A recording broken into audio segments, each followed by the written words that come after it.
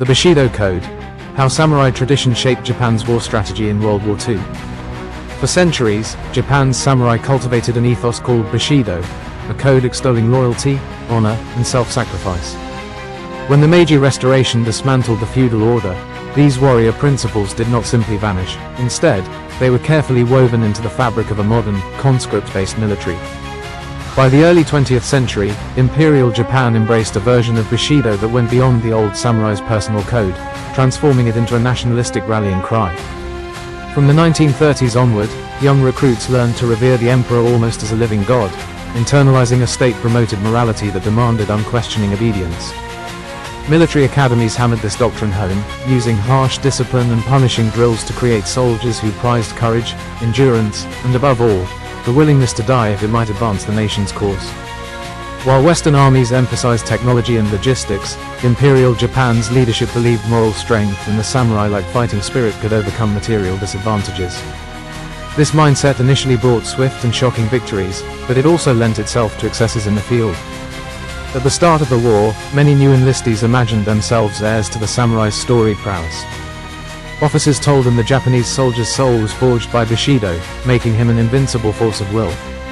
When Japan invaded China in 1937, the entrenched sense of racial and spiritual superiority fueled atrocities like the Nanjing Massacre, as Bushido ideals were twisted to rationalize brutality toward less honorable foes.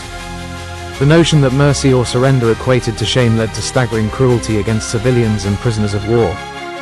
With each success, Manchuria, the swift capture of British strongholds, the bold thrust into Southeast Asia, the army felt further vindicated in believing spiritual resolve was paramount. Then came the meticulously planned attack on Pearl Harbor in December 1941, another dramatic display of audacity credited to Japan's unwavering warrior spirit. But such early successes masked the reality that a purely spiritual advantage could only go so far when pitted against the industrial might of the United States and its allies. Still, until well into 1942, Japan continued to lean on what its leadership called Yamato Damashi, or the Japanese spirit, an extension of Bushido adapted to modern total war. Officers often proclaimed that as long as the soldier's heart was pure, he could defeat technologically superior enemies. This rhetoric conveniently ignored mounting logistical woes. When codebreakers and superior American carrier tactics reversed Japan's fortunes at Midway, some imperial officials acknowledged that spiritual fervor alone could not repair the loss of valuable aircraft carriers or expertly trained pilots. Others, however, doubled down on the belief that the empire simply needed more fervent discipline. Indoctrination programs intensified, warning troops never to dishonor the emperor by returning alive if defeat was certain. Such instructions directly contributed to phenomena like the Banzai charges, where outnumbered garrisons flung themselves in suicidal mass assaults rather than attempt tactical withdrawal.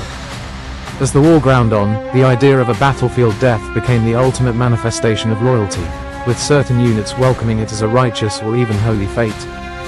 Nowhere was this lethal devotion more evident than in the rise of kamikaze operations toward the conflict's end.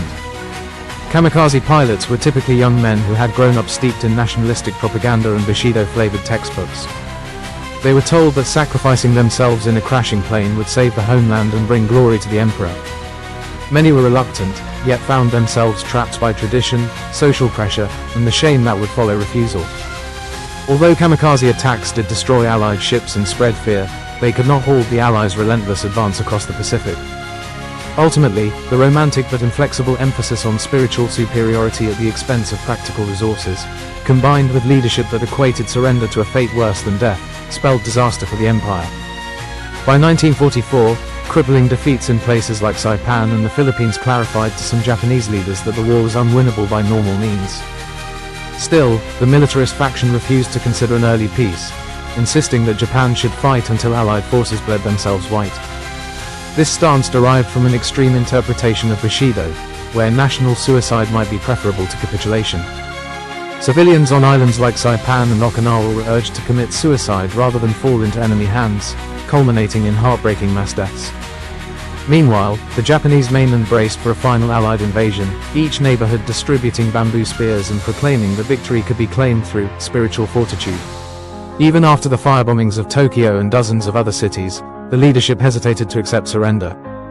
Only when Hiroshima and Nagasaki were obliterated by atomic bombs, and the Soviet Union declared war, did Emperor Hirohito announce an end to fighting. For much of the population, the emperor's broadcast was the first moment they heard his voice. This unprecedented message reversed the Bushido-based call for endless sacrifice, leaving many soldiers and citizens stunned and directionless. Their cherished code, long taught as unassailable truth, had to be set aside within a matter of days. In the post-war era, Japan pivoted swiftly to a pacifist constitution, renouncing war as a sovereign right. Though militarism had been repudiated, some vestiges of Bushido's ideals, like diligence, group harmony, and respect for hierarchy, remained woven into Japan's cultural fabric, re-emerging in business, education, and sports. Modern Japan's self-defense forces, bound by constitutional limits, no longer cast the samurai image in an overtly nationalistic framework. Instead, society studied the lessons of how such an ethos, when yoked to fanaticism, could produce calamity.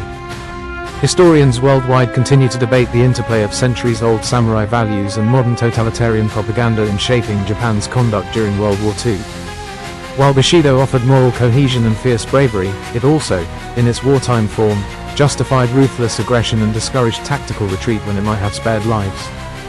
Paradoxically, the code that once glorified self-discipline and honorable conduct was repurposed to rationalize atrocities and mass suicides. In dissecting Japan's World War II experience, one sees both the power and peril of harnessing tradition to mobilize a nation for total war. To many observers, it stands as a lasting testament that cultural ideals, however noble in origin, can become destructive weapons if molded by a state bent on conquest. The demise of Imperial Japan's militaristic dream taught the necessity of balancing respect for heritage with pragmatic assessments of global realities.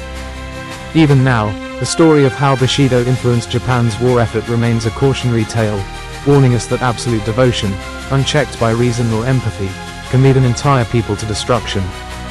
Subscribe to Legends of the Battlefield.